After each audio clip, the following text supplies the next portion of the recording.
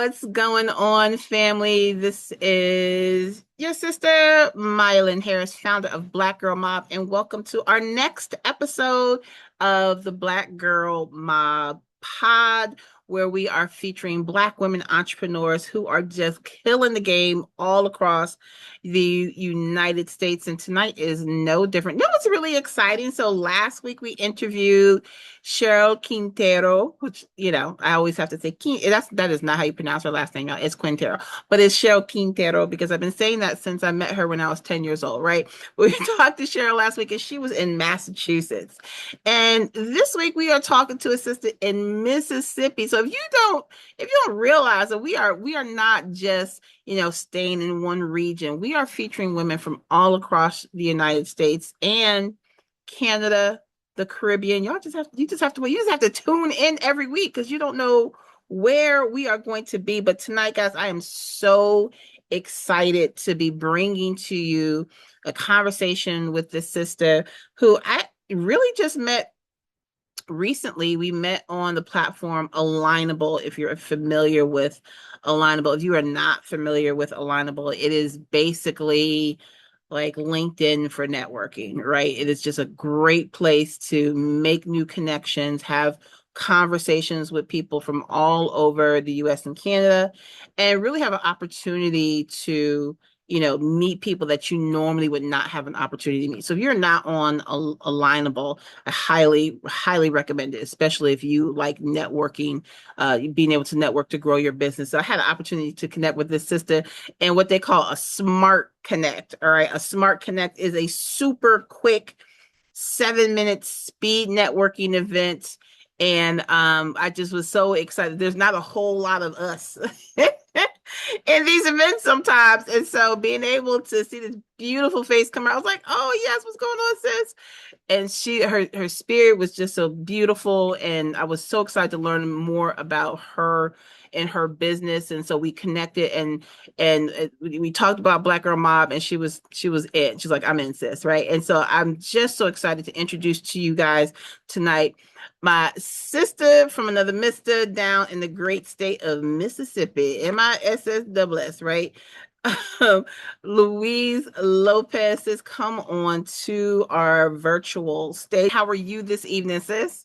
I'm doing so well today, Maya. Thank you for having me on. I appreciate it. So excited to be here. And when I met you, I was like, oh my goodness, this is such a great topic to talk about. And I think I said to you, oh, I cannot wait to interview you because what you do is I wouldn't say that you're a unicorn, right? But it is not something that we're typically going to see. Mhm. It's not something, and it's something that everyone has questions about. And I think it's absolutely fascinating. So you are the founder and CEO of Taylor Lopez Coaching, but tell Mhm. them what your specialty is. We're gonna get into the questions, but I got to get some general things out of the way, though. Tell them Okay. what your specialty is first, though. Okay. So I specialize in spiritual gifts, but my main focus for those who are new is in dreams and understanding your dreams and allowing God to speak to you through your dreams. So I give understanding to the everyday run of the mill dream that you're having. And I let you know this is how you interpret it. This is what it means. This is how it affects your life and what God is saying to you through it. I love that so much. I think it's so important for us to realize that we learn so much about ourselves in our dreams. Mhm. Yeah. And I've always believed that my family my family is very connected spiritually and understanding what their spiritual gifts are. And I feel like, all through my childhood, my family would be the ones that call and say, okay, Elma had a dream about 6 fish. Who's pregnant, right? In our community, who is pregnant? So my mom wanted to be a flight attendant, and she had an opportunity to do something. And my grandmother had a dream that she was wearing a red dress, and grandma was like, nope, you will not step on that plane. So dream interpretation and understanding how important it is to recognize that and learn so much about ourselves is something I'm so excited to be able to talk to you about. So before we get into that information, just tell us a little bit about yourself. Where are you from? your background, and then how did you end up in this space?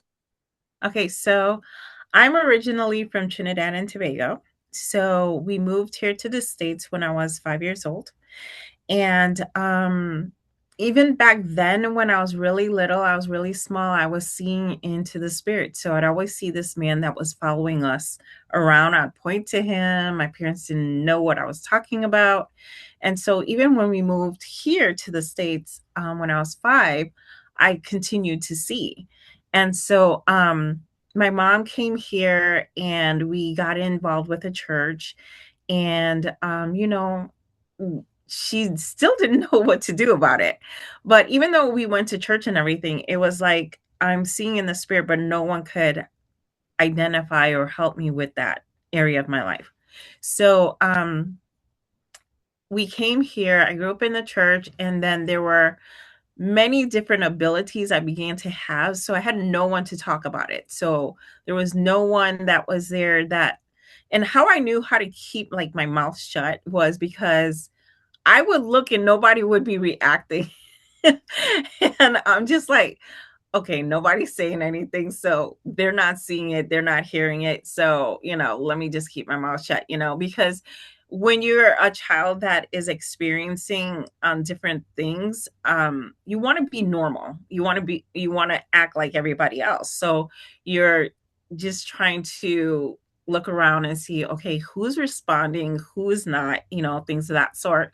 And then lo and behold, my younger sister had the same thing. So these gifts run in the family. And sometimes when you keep silent, they don't know that you're experiencing the same thing. Now, my little sister did know I was experiencing it. So therefore, she felt like she couldn't say anything because I wasn't getting help myself. Mm-hmm. Okay. So she kept it to herself till we became adults. And and then she began to tell me, look, hey, I'm dreaming this, I'm dreaming that. What are you experiencing? I used to see this, that, and the other. And then that's how we became close to talking about all the things that we've experienced. And we wasted so much time in our Mm-hmm. youth not talking about it.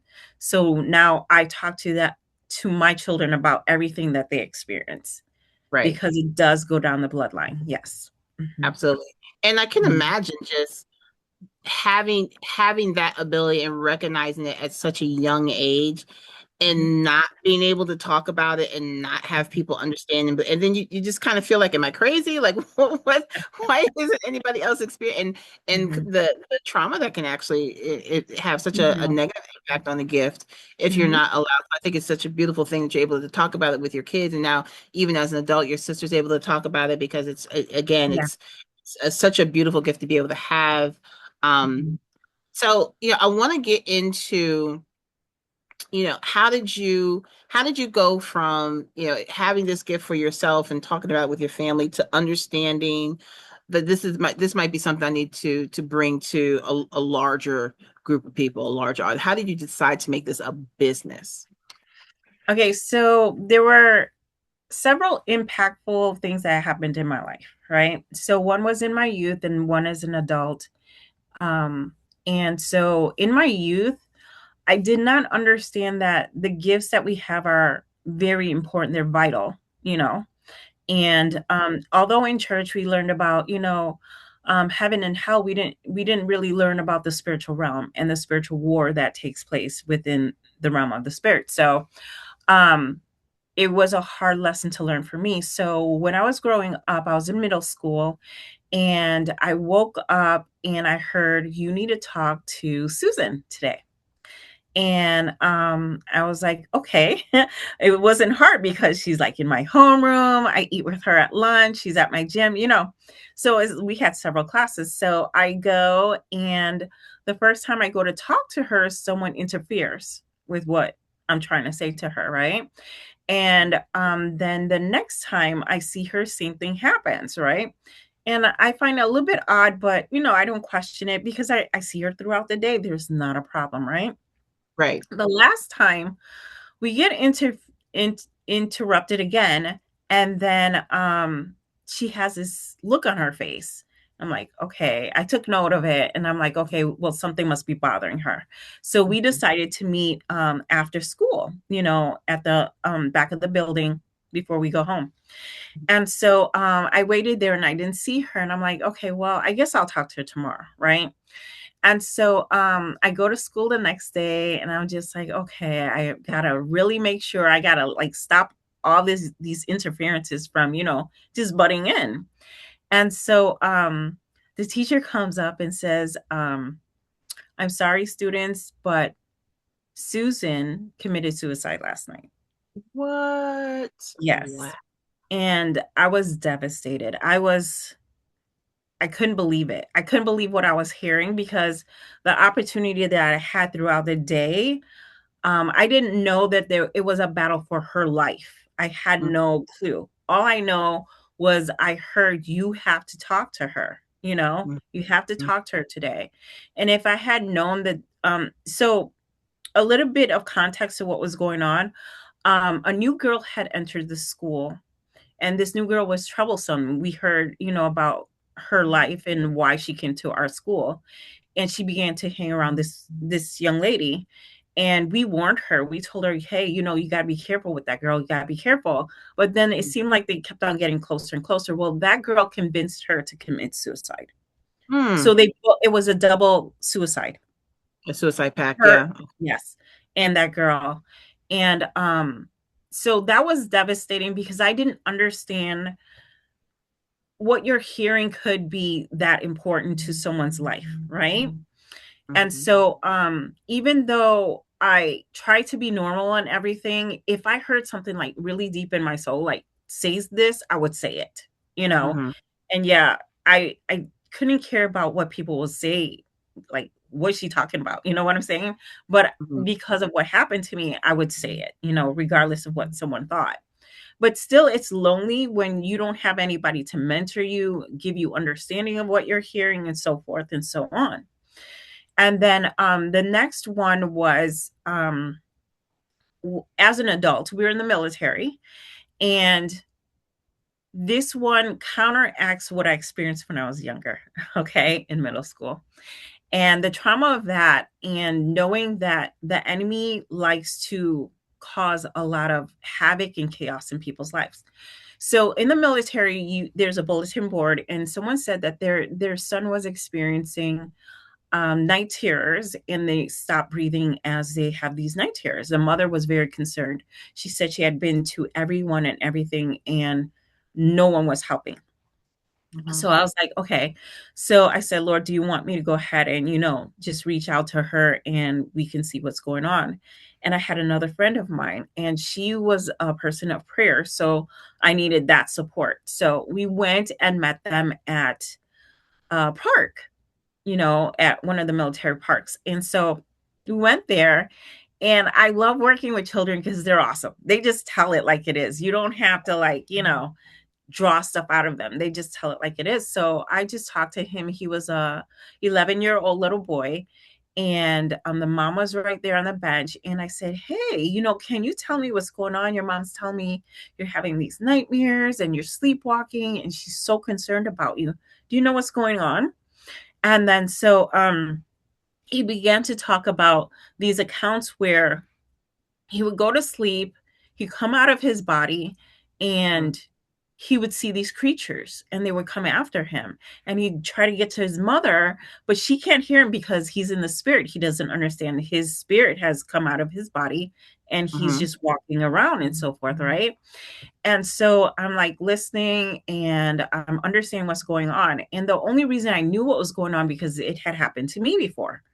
And so that's how God works with me. I experience something, then I know how to relate it to the other person, so I have words for it.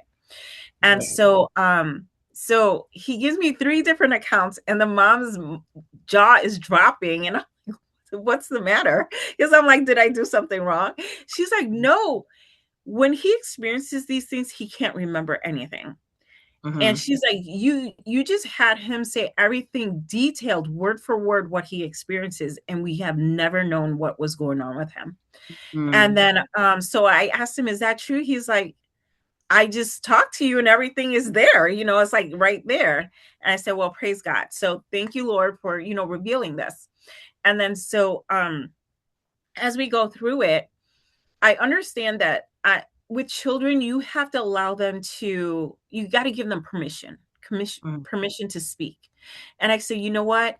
You have a gift. It is does not mean you're crazy or you're weird. You have an important gift. You are able to come out and see what's going on around you. And I said, these things, these creatures that you're seeing are demonic or demons. mm, And the only person who can come against that is Jesus Christ. Now, they mm, said they went to church, and I asked her, I said, is it okay to talk about this? She said, yeah, we go to church. And so I said, do you know that he can get rid of these things that you're seeing so that they no longer torment you? He's like, mm, really? And I said, yes.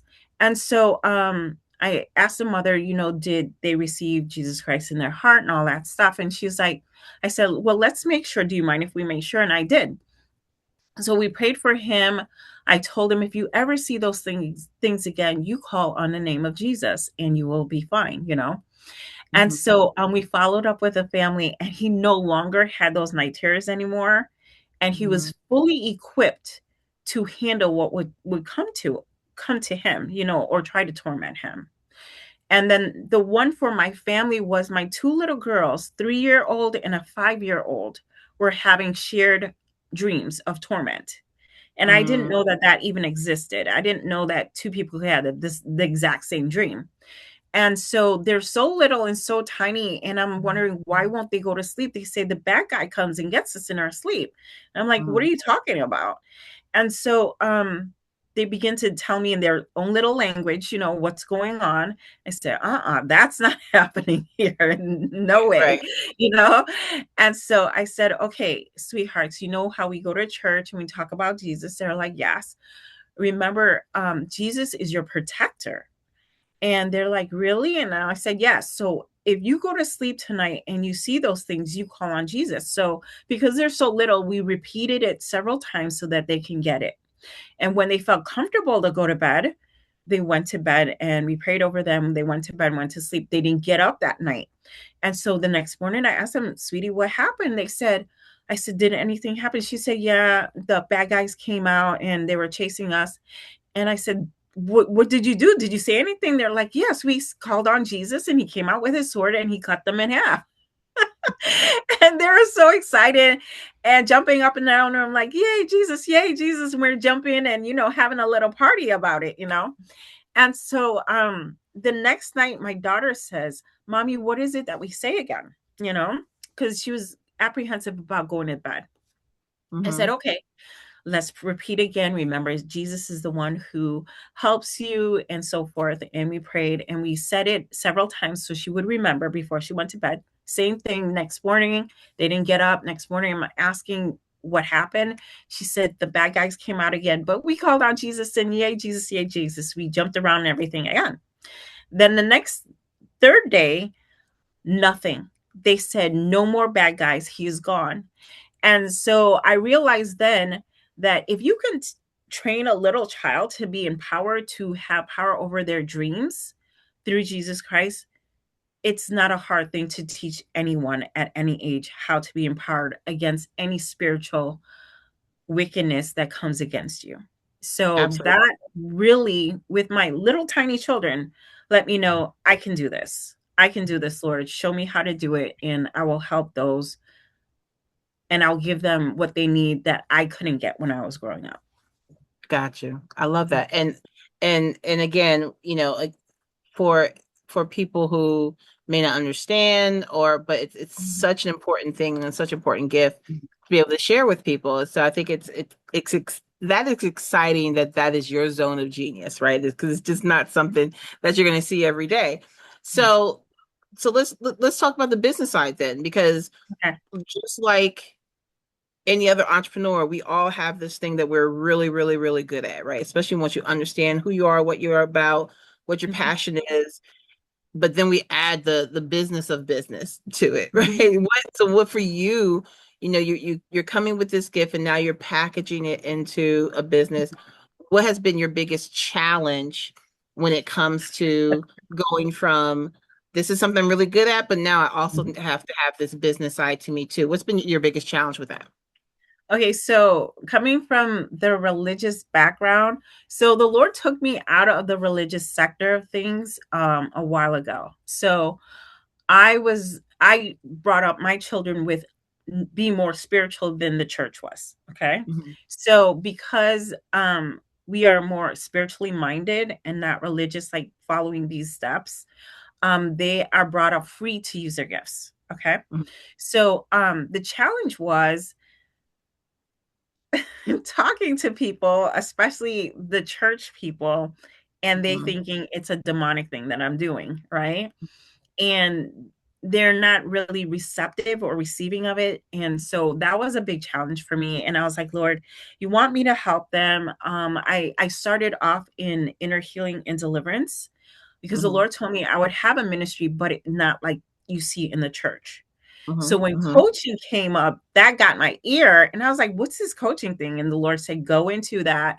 And so I began to get my certifications in coaching in different areas, right? And life coaching and inner healing, deliverance, all those things, getting my paperwork, and learning about it. And Mhm. even though he's teaching me different things, even when I would be in the classes, I would butt heads with the teachers because I'm like, you believe in God, but you're not acting like you're believing in God because he's showing me these things and Mhm. you're telling me it has to be done this way. So I was out of the box. I was not in the box. I was not cookie corner. I was definitely following God's plan. Mhm. So that was a challenge in itself. And then approaching the marketing on how to speak to people in a way that would the fallacies that they were facing with the religious church. Okay, that's a major difference. So how I got into the dream part of it was that's already a part of my supernatural program. So I have an Mhm. academy, and I just took that part out and I just went to the Lord. I said, Lord, how can we make this to where we can encompass those that understand something? And I said, dreams is something that everyone understands. And then they decide if they want to go into the more deeper things after that, instead of just calling it the supernatural right away. Let's go Mhm. ahead and focus on the dreams. He's like, yep, go ahead and do that. And so I took that portion out, and now that's what I help people with because everybody knows what a dream is and everybody can understand that. And it's not a problem for them to step into that. Right. So you have to Mhm. you have to attract them with something that is more recognizable, right? Yes, That's exactly. the with I told you with dealing with legal shield and things like that. That was one Mhm. conversation. It's like it's what most people aren't going to call an attorney. So what can I do? So we focused on estate planning because everybody needs a will, Yeah. right? So I think with any entrepreneur, Yeah. and you have this grand idea, and we want to just Mhm. be able to, I'm going to put this program together and Mhm. everyone's going to see it and love it. It's like, well, why isn't it working? Well, Yeah. how can you bring them in, right? There will be Mhm. people who see the bigger picture immediately, Yes. but for the Mhm. most part, we have to create a magnet. And so, Mhm. that's really where the concept of the lead magnet comes from. We Yeah. have to create a magnet to bring people into it. Then you introduce them to the larger, Mhm. ecosystem of, Mhm. what you're building. So where do you see this going? So now you have, you're building this, you have the larger culture program. Where do you see this going? What real impact do you want to be able to have? Well, for me, it's like the impact I want to have and what I want people to know is that no one gets left behind. Okay. Mhm. We pull each other up as a community and we make a legacy for our family and our households, and we make each other stronger because a lot of people, so in the spiritual, when I say spiritual gifts, everyone has it. We Mhm. operate in it unknowingly. So there's people that will say you can feel the tension in the room. Some people don't. Yep. So if you can feel the tension in the room, you actually can sense that. And you have the ability to be sensitive to that spiritual aspect of the Mhm. atmosphere. And so that's why I created an activation to find out what your three most dominant spiritual gifts are that are Mhm. in alignment with your actual spirit, your natural senses. So if you can Mhm. see in this the unnatural, you might be able to see in the spirit. If you hear in the natural, you might be able to hear in the spirit, smell, taste, touch, all of Mhm. those. So I make it very simple so that you start to recognize, oh, I have this gift. It's just normal to me. I just Mhm. don't know that I'm using it. And that's basically what most of us do. We walk Yeah. around with these gifts, don't know that they're gifts, and you Yeah. just use it because it's natural to you. It's just a part of you, you know? Second nature. Yeah. I Yeah, wrote a whole second book nature. about that. Whole book about Yes, that. Yeah. yes, It's it's in second you. And nature. you just leave it, you leave it on the shelf because you don't think it's going to be the thing that you need that's going to save you and answer the questions that you have. But it's that natural Mhm. gift that's inside of you. You got Yes, That's why it's there. That's exactly yeah. why it's there. Hmm. And then once you're aware of it, then you begin to recognize it, then you begin to use it, and then you begin to grow in it. So, Hmm. everyone has unique gifts. You just got to recognize it and have people draw that out of you and pull it out of you. And then it becomes your superpower. Yeah.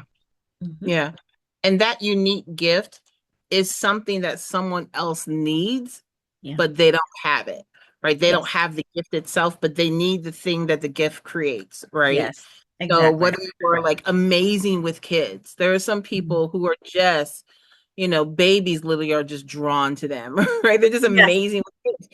And then Mhm. there are people who don't do well with children at all, right? And so, well, maybe that's your gift, It's Yeah. and so I Mhm. love being able to see when people recognize that Mhm. thing that's, sitting there on the shelf that's just, waiting for you to open up and share with the world. So I think that's exciting that you're Yeah. able to even create, even your gift is helping you to help other people discover their gifts, Yes. So I think it's exciting because a lot of people won't be able to access it, don't really know how to access that. Yeah. Right. Exactly. And I try to practice it on a daily or when I go out. So, like, we just had the 4th of July. We went over to someone's house for the 4th. They had family and friends there. And I Hmm. usually go pick out the awkward person or the Hmm. person by themselves. And I strike up a conversation and then just allowing them to talk about themselves.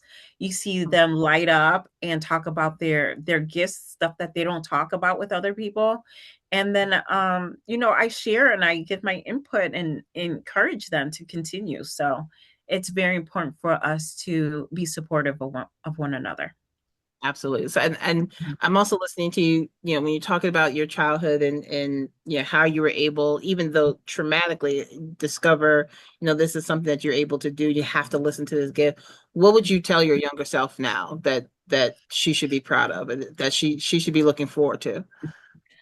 I probably would tell myself, you know what, it's okay that when you fail, but when you fail, learn from it and get Mhm. back up and recognize that you're going to be more than you think you're going to be. Because as a youth, you're not always encouraged. You're not always encouraged, even if you have a gift or not, you're not always encouraged to go for your dreams. You're not always encouraged to try something new.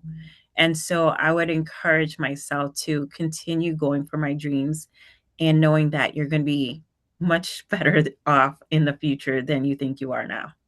Yeah, Mhm. absolutely. How do you help people understand the difference between what their gift is and what a talent is? And I'll give you an example. Okay. So when I started in like my one of my first businesses, I started an editing firm. I was a high school English teacher for 25 years. I was Oh. like, well, this is what I do anyway, so I might as well let people pay me to edit, right? I Mhm. hated it. I'm very good at it, right? I'm a great editor. I am a grammar Nazi. I am Uh-huh. very, very good at editing, Mhm. it just kind of words just kind of Mhm. just jump off the page and I hated it. I absolutely hated it. And I remember praying like, Lord, that I'm like, my book was about finding unmasking your hidden talent. I'm like, this is a talent I have, and this is something that can pay me, but I am miserable. And he was like, well, I didn't tell you to do it just because I didn't tell you to go do this. You decided to Mhm. go do this, right? Mhm. So how do you help people distinguish between something that you're just naturally good at and something that's the gift that you should be using? Okay, so it's kind of twofold because you're talking about something that's easy to you. So it Hmm. is a gift that you have, but how Right. you use your gift is what you are in charge of. So Hmm. you're using your gift in an environment that you hate. It's not necessarily you hate that gift, it's just maybe how you're using it or who Hmm. you're using it for. You're doing this right now, right?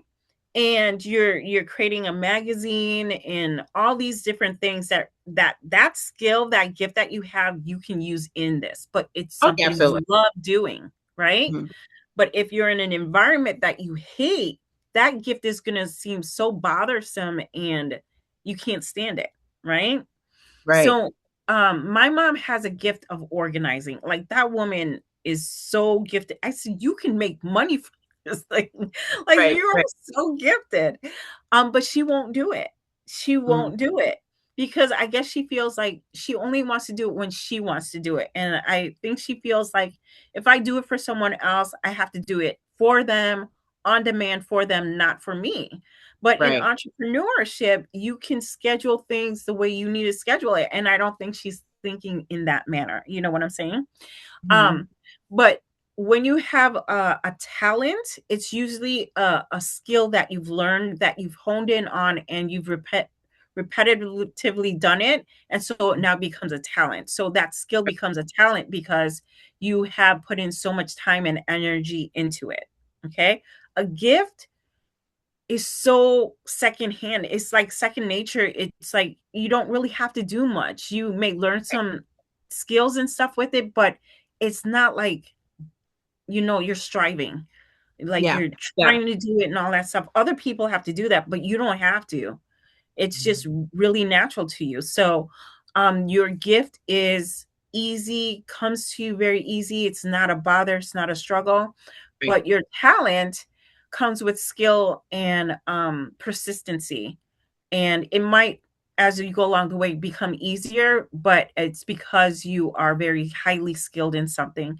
Maybe because of a talent, that a gift that you might have that is related to that Hmm. skill and talent. That's why it seems like it's maybe easier, but it's usually related. Some of us have more gifts than just one. So don't Of think of course. it as I only have one gift. You might be have multiple gifts, but you haven't discovered them yet. And Hmm. those skills and talents that you might have are intertwined with that. You just have to figure out what it is, the fullness of that, Right. Right. The So, whole package that you yeah. it's Mhm. Yeah. because I don't Yeah. mind editing anymore. I don't mind editing myself. For So the things that you like, you're gonna do the editing, right? I'm gonna edit. I'm gonna edit. Mhm. And if I'm driving and there's a sign that has a misspelling, I'm gonna pull over and I'm gonna tell them. But I'm not gonna make money from it. I'm no longer gonna do that. But yeah, as we're wrapping up this, I could keep talking about this all night. But as we're wrapping up the conversation, we're in the space with Black Girl Mob. We're talking to these sisters, and we're saying we're mob bosses. I always want to ask people the same question. Because boss can, especially we add mob in front of it, can have some negative connotations, and I don't care. I think it's fantastic. So what is that like? Because we're putting this out there, so I was like, oh, Louise Lopez, she's a mob boss. So what does that mean to you? Like, it's like, wait, I don't know, I'm not a part of the mob. But you are now. So what does that, even that concept, like if someone said, oh yeah, you're a mob boss, what would that mean to you? Like, what does that concept mean for you? Well, I think mobs bring influence. Okay, so it's all about your perspective. So I would say my influence as a boss, as a Black girl, will change the nations and allow us to bring in new elements of victory, um, wisdom, knowledge, understanding to our culture and the people who are brown, Black, and tan, and allow us to just grow and actually build a culture of growth for women in general.